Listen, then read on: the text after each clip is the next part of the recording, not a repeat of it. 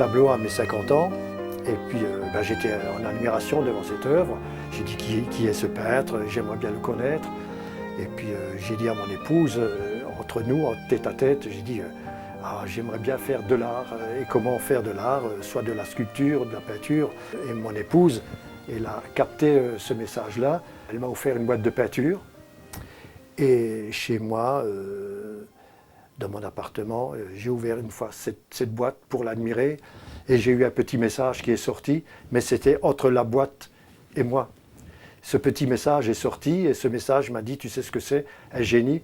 Alors, réflexion faite, j'ai dit, ben non, un génie plus ou moins, mais bon. Alors ce génie m'a dit, tu sais, c'est un fou qui laisse passer la lumière. Alors j'ai dit, c'est ça un génie? Ah oui, c'est ça, c'est un fou qui laisse passer la lumière. Et sans lumière, il n'y a pas d'ombre. Alors si tu veux faire ce que tu as envie de faire, je vois que tu as envie de faire ça, maîtrise ces deux éléments-là, qui est l'ombre et la lumière, et tu pourras faire ce que tu as envie de faire. Comme tout débutant, on s'inspire de ce qu'on voit sur les magazines, sur les tableaux qui ont déjà été réalisés. On copie, hein, ça faut pas dire que tous ces grands artistes sculpteurs, où ils ont tous été inspirés par quelque chose qu'ils ont vu, par des anciens maîtres, par des anciens créateurs, par des anciens peintres, par des anciens sculpteurs. Oui. Ils ont tous été inspirés, ils font exactement la même chose. Et alors moi je me disais, pourquoi ils ont réussi à faire ça et pourquoi pas moi? J'ai fait du Monet, j'ai fait du Rembrandt, j'ai fait surtout du Rembrandt, parce que là il fallait maîtriser les ombres et lumières. Et ça je suis resté. Mais par contre, par exemple Rembrandt, lui servait beaucoup de têtes très très foncées, avec un point de lumière, hein. Mais c'était tous mes débuts, ça. Un jour, j'ai eu un message me disant, et j'ai suivi ce message, ça m'est arrivé jusqu'à en ouvrant mon tiroir, où il y avait accumulé tous ces tubes de rouge.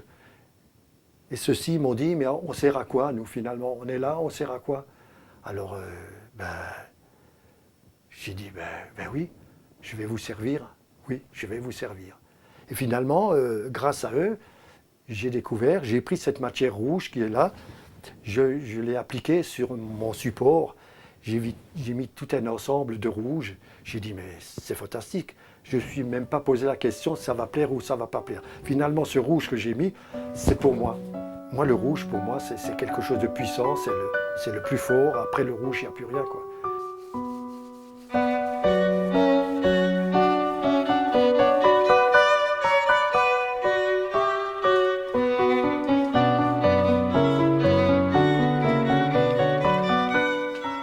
La peinture, pour moi, l'art est un moyen de développer son raisonnement pour mieux penser et vivre sa vie.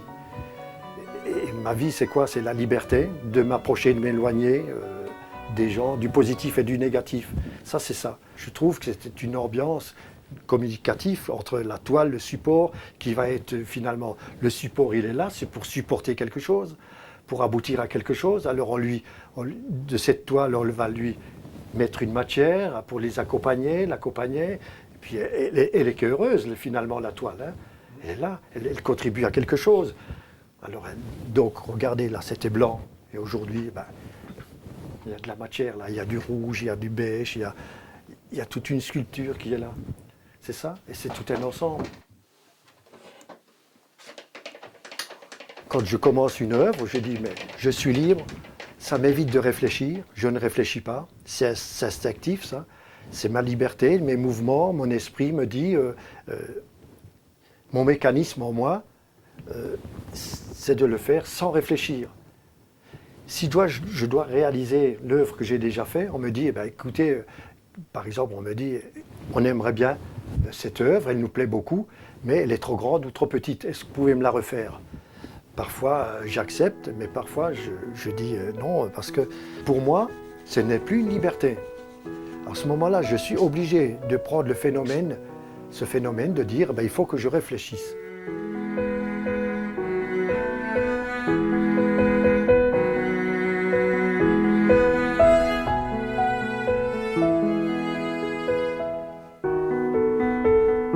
Quand je rencontre des jeunes, des peintres ou des jeunes qui veulent rentrer dans la peinture, comme moi je n'ai pas tellement d'années derrière moi, Mais je leur dis toujours, il ne faut surtout pas vous préoccuper si ça va plaire ou pas. Quelqu'un va le partager un jour, ça, ce que vous faites. Surtout pas. Surtout, ne mettez pas ce phénomène-là en vous de dire, je vais faire ça, mais est-ce que ça va plaire? Non, il faut enlever ça de votre esprit. Faites-le et un jour, quelqu'un va le partager. Voilà. Alors par exemple, là, je me suis attardé sur ce personnage qui s'appelle Rexixiong. Et la traduction, j'ai fait la calligraphie là, et la traduction, je la mets toujours derrière. Donc c'est Rexixiong, c'est un personnage immense avec les yeux fixés droits devant lui, alors le visage sérieux. Il porte une longue robe ample qui laisse à nu ses épaules et sa poitrine. Alors l'image de ce personnage, c'est celle d'un homme intransigeant et mécontent, prêt à se battre comme un preux chevalier. Mais alors ça c'est pas une création, je l'ai reproduit sur une toile. J'ai mis ma touche personnelle, je lui ai donné un peu d'énergie, hein, et puis un fond assez foncé. Mais bon, pour moi, je voulais représenter là, pas les couleurs, c'est-à-dire là j'ai donné beaucoup plus d'importance au personnage. Là j'ai voulu montrer, ben oui,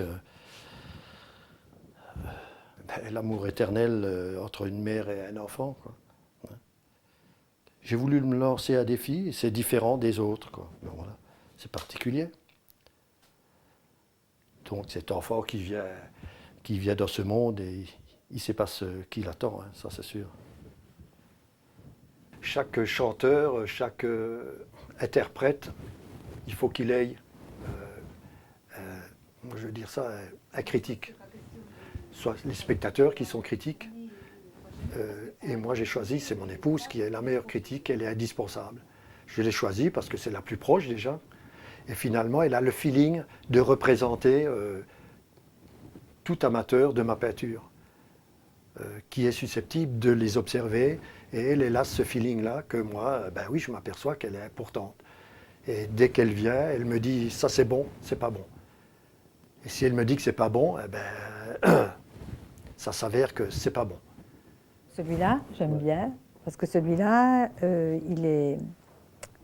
Toi, le personnage me plaît, comme elle est habillée, comme les couleurs que tu as mis, la façon dont tu l'as travaillé. Il y a juste le fond il faudrait que tu changes un petit peu le fond. C'est le fond qui me dérange un petit peu, oui. Mais je l'avais laissé en clair et ça ne me plaisait pas. En clair? Tu as voulu changer, quoi. Oui, j'ai pu. Voilà. Bon, ben, disons que... Mais moi, j'ai l'impression que là, il y a un contraste assez important. Tu as mis un marron clair et là, tu as mis un petit peu un soupçon de rouge dans le marron, oui, là. oui. Et je trouve que tu aurais dû laisser marron. Je l'ai atténué, là. Le rouge, je l'ai atténué maintenant.